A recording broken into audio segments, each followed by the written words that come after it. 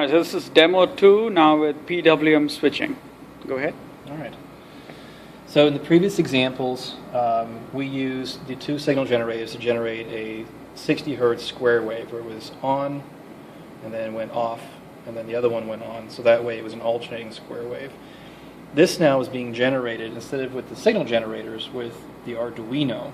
The Arduinos have been actually programmed in such a way that it does a 5 pulse width modulation where it's got a thin, thicker, thickest, thin, thinnest pulse on the upside, turns off, and then has the same pattern repeating on the other pin. So basically this is now, if you invert this particular one, this will be an approximation of a sine wave.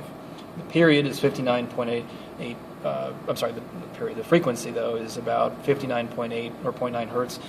If we get finer, we can actually see that the Arduino is actually getting a better accurate 60 hertz signal than that. So it's about 59.952 from what we've measured. And this is actually hardwired, not hardwired, but it's flashed onto the Arduino program that it's actually running this particular program with these particular variables. And these variables determine how long it's on, how long it's off, when it switches. So this can all be varied if the appropriate variables put in. In fact, several subroutines can be built into where it could modulate at the 60 hertz full plus and full minus. It could do the 5 pulse, it could do a 7 pulse. It would just be a matter of putting the right variables. A switch could be integrated to where you could pick which variable you wanted to actually pick. However, that portion of it wasn't implemented because of time constraints. This took so long, low-pass filtering took so long that we were unable to fully integrate more than just a 5-pulse example. Another thing, too, this is a zero-cross detector. It is not currently implemented. The circuit functions properly, but the pins could be used in the Arduino to make a decision on when to time the pulses, so that way it could phase match with another source, like the wall, for example, what comes out of the wall.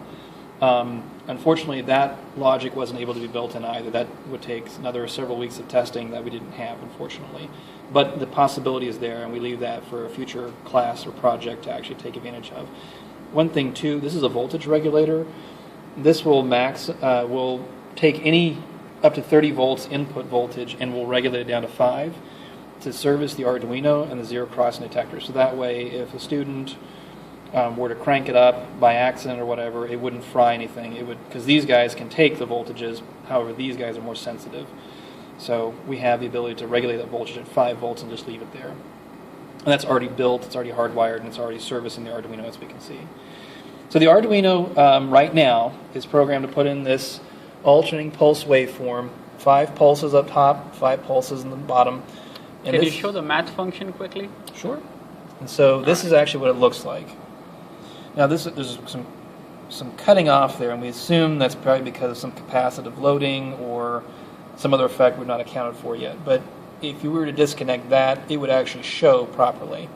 Actually, there's something going on down here at these lower pins, so that may be just a loading issue.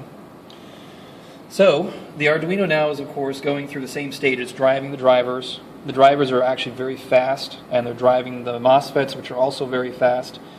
And it's going through the same LPF stage.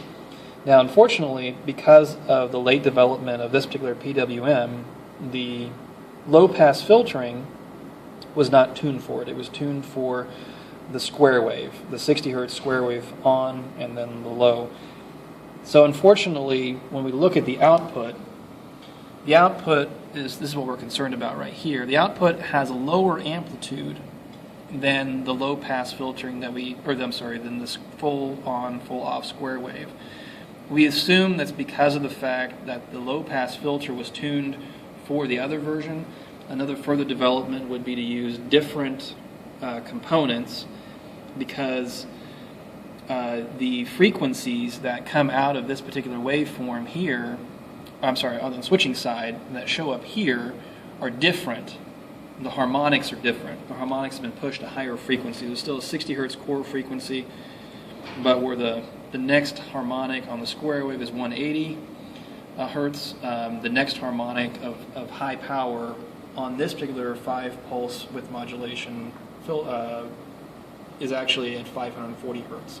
So again, the LPF hasn't been tested for that, but we still get a sine wave out, which is nice.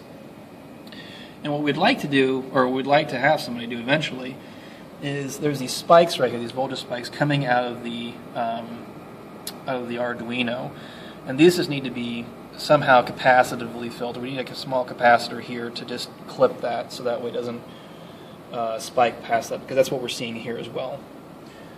That's pretty much it, I think, unless you have any other questions.